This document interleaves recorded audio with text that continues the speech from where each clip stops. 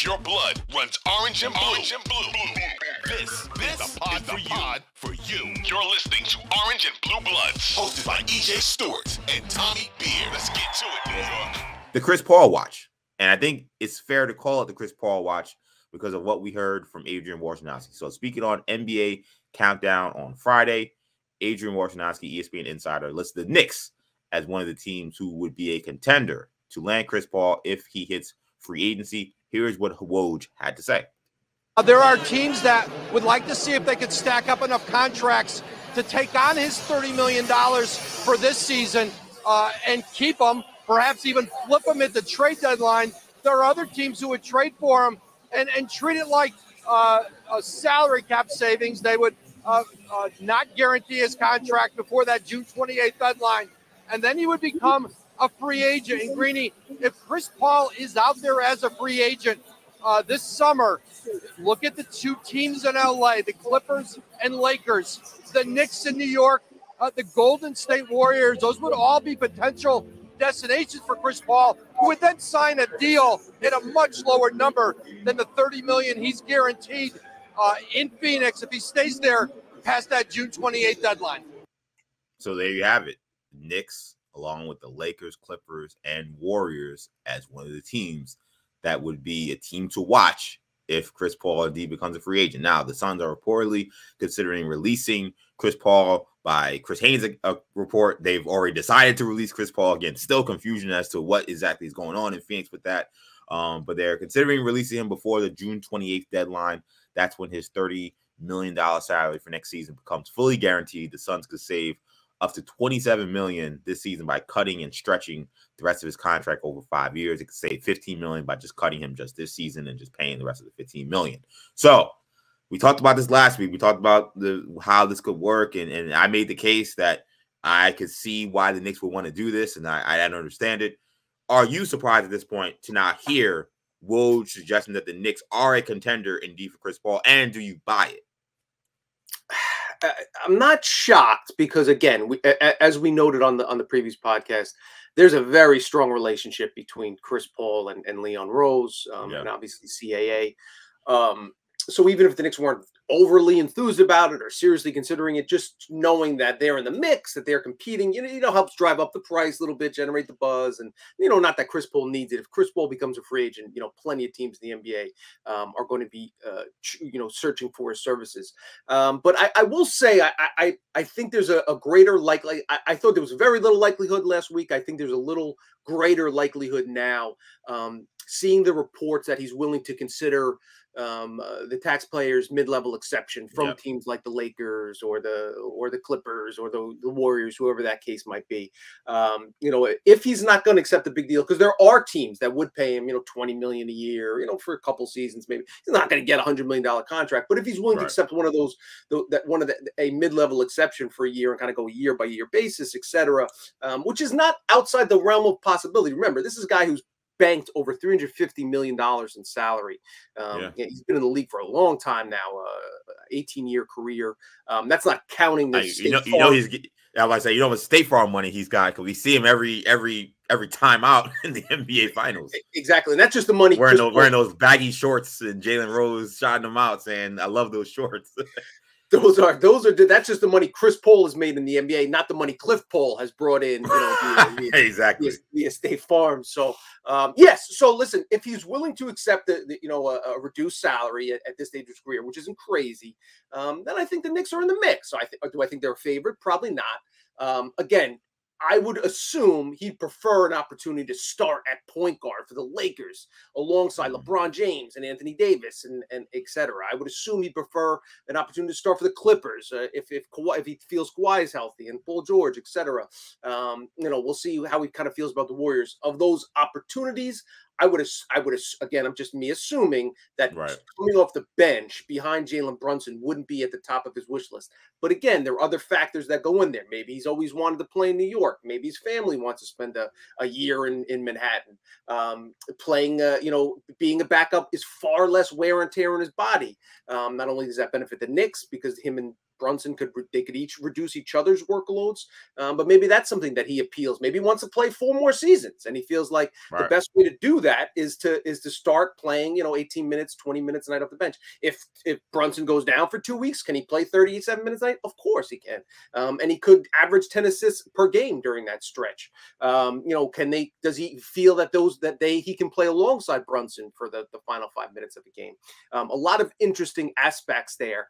But I will say, and part of it's you're kind of convincing me a little bit last week that I think there's a bit of a glimmer of hope that it could make sense for both parties, and that they'll at least explore the opportunity. I tell you what, when I saw this, because I made the case and I saw that I thought it could be a possibility given people understand kind of where the roles would lie. Right. I wasn't sure if I'd be convinced that either side would come to that agreement at this point. To hear Woj list the Knicks as one of these 4 teams, along with the Warriors, Clippers, and Lakers, makes me feel like Chris Paul is going to be a Knick, which sounds crazy to me because I never would have thought that even 4 days ago. But look at these teams, the Clippers and Lakers, 2 very old 2 teams with a lot of guys who are also injury prone, and teams where he will be going there to be a savior, much like he was going to be a savior with the Rockets, just like he was going to be a savior with the Clippers the first time, just like he was going to be a savior with the Suns. And I'm like, is he really? And now Chris Paul is a great player, but does he really want to put that on himself? I don't know. And then I look at the Warriors thing doesn't make any sense to me, really. I mean, you want to talk about playing behind a point guard. You know about Jalen Brunson, me playing behind Steph Curry. I mean, I don't know how much time he's getting at all in playing against a guy who's going to play as many minutes as Steph, because there really isn't much of a justification to take Steph Curry out of the game if you have Chris Paul on your bench. My guess would be play Steph off the ball and then play Clay at 3. I don't know, but you're right. Yeah, it's a very weird fit to me. Yeah. I'm like, I don't really see that now. And then there's also, I don't know how much animosity there is, but I think of all the players the Warriors have faced over the last however many years, I don't think that Chris Paul is on the top of their, Christmas card list. Let's just say that. So I look at the Knicks and I see these relationships that are here with Leon. I see these relationships with Worldwide West. I think this is maybe the first instance, or at least the first high profile instance where those relationships may get the Knicks across the finish line, because besides LeBron James, he doesn't have a relationship with any of these other teams or people at all. He knows the Clipper organization, but they traded him. So I don't know how much that he would love to then go back to play with those guys who got rid of him kind of unceremoniously. So I think the Knicks have a really good shot to get him here. I'm torn about whether or not, just like I was torn last week, I'm torn this whether or not it's the right move. I see the positives. Again, I think he could play that Jason Kidd role. I think he'd be instrumental to not just helping a lot of these other guys in terms of getting these guys shots like Mitchell Robinson, Obi Toppin, and unlocking some of these guys on the Knicks. I think he'd be instrumental for these guards. I think he could help Jalen Brunson's game. I think he could help Emmanuel Quickley's game. Chris Paul is like a point guard whisperer. Every point guard he plays with plays the best they've ever played in their career. This goes back to Darren Collison in New Orleans. We saw it with Campaign. We saw it with Darren Collison. We've seen it with Eric Bledsoe. We've seen it with so many guards, young guys who go and play with Chris Paul. And I don't know if it's how he's teaching them or they just watching him play. They all get better. I think you see that. Campaign was out of the NBA. Right. He was a bust. This guy was a lottery pick. I mean, people forget how, I know he was kind of the first Murray State kind of guard that people were into before John Morant. And he was a bust, a complete bust, and a lottery pick. And he gets with Chris Paul, and all of a sudden he's helping the Suns go all the way to the NBA Finals. So I think the Knicks see the value in that. I think Chris Paul would see the value in that. I think he could say, look, I get there. I get to, get in the ear of Emmanuel Quickley, get in the ear of Jalen Brunson.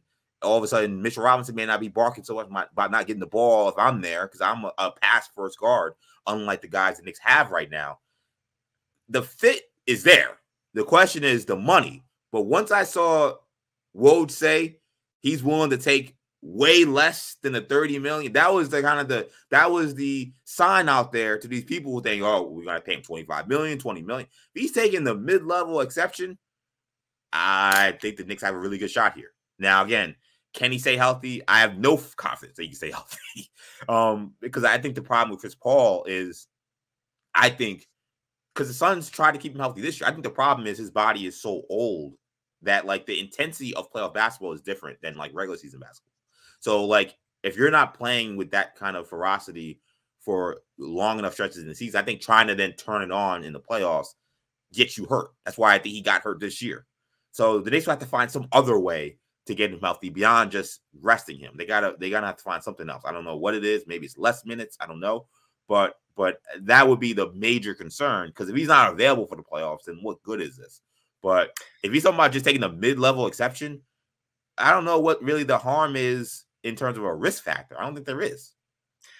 That's what if we're being serious about this, and I understand that they're clunky fit and how would it, but the reality is the Knicks don't have, other than trading in terms of free agents, in terms of salary, the ways to improve their team, not via trade, strictly via free agency this summer. They have the mid-level exception right around 12.5 million, and the 4.5 biannual exception to use. Yeah.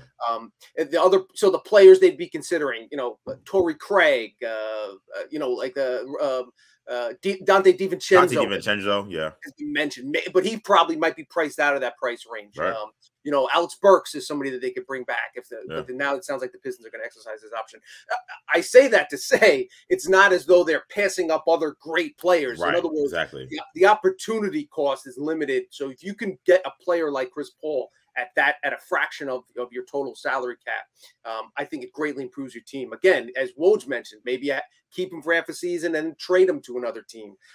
Maybe he does Leon Rose a favor, and it takes a half a season playing limited action, and then gets traded to another team at the deadline that needs a starting point guard, something along those lines. It's feasible. Again, a lot of moving parts here. We still don't know if the Suns are going to waive him. Even if they waive him, another team can claim him for a year, as Woj talked about, and then keep him as a trade chip at his current salary. So even before we get to the point where it becomes a free agent, when there's a lot of it's somewhat unlikely that even gets that stage. But I agree with you.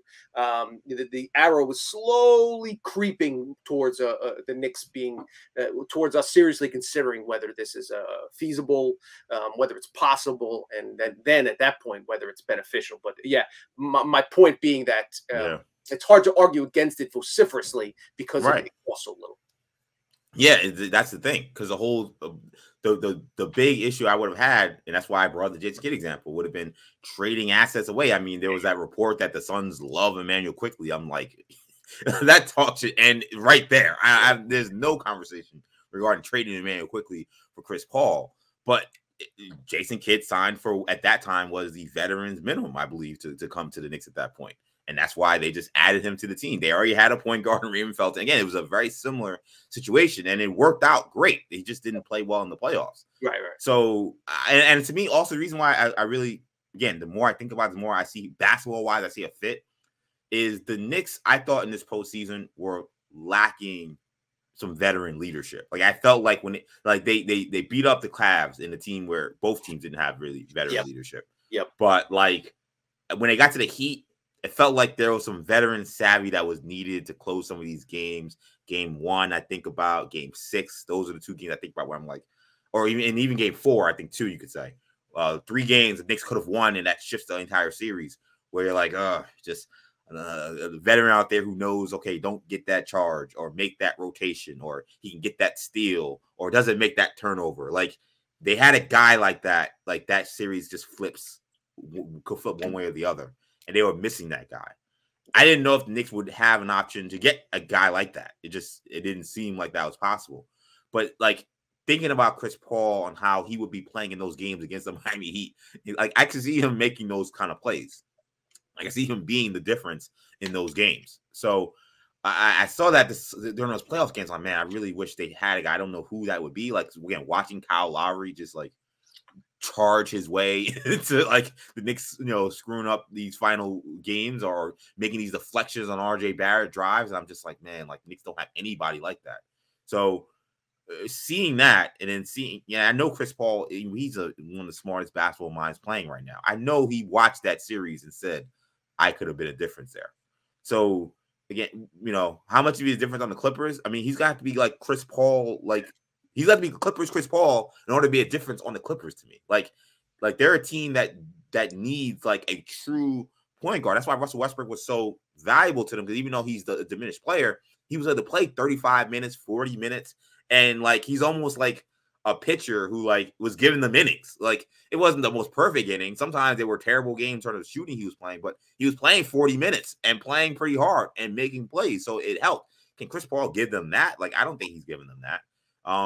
Again, the Lakers, they're going to need him to be Clippers, Rockets, Chris Paul. Can he give them that? I don't think he can give them that. So I see the fit. We'll see how it goes. But I thought that was the first instance where I thought, okay, Chris Paul, he really might be a Knick. And it will be make for a lot of great talk, because I know a lot of people, when they heard that he was going to be a free agent, kind of dismissed the notion of Chris Paul being a Knick. I think that you cannot dismiss it at this point in time. So a story we will continue to follow all off season as long as it lasts. This whole Chris Paul sweepstakes, if it indeed starts, like Tommy said, because they still have to actually release him. And then the Suns were reportedly a team that may want to bring him back. So this has become a very bizarre scenario already, and it's only going to get more crazier, I think, as the summer continues. But thanks for watching. If you enjoyed this video, please don't forget to give it a thumbs up and subscribe to our channel for more content like this. If you want to see more of our videos, be sure to check out our playlist and let us know what you think in the comments below. Also, don't forget to follow us on social media to stay up to date on our latest podcast ventures. Links will be in the descriptions. And as always, thanks for watching, and we will see you in our next video.